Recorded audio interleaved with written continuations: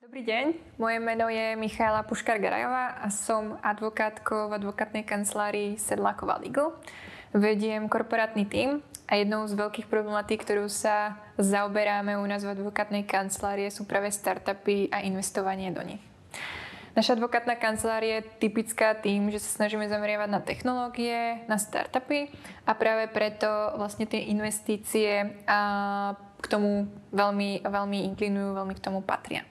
Pokiaľ máte záujem o to, aby ste sa dozvedeli viacej o tom, jak tie startupové investície fungujú, čo všetko sa musí vyjednávať,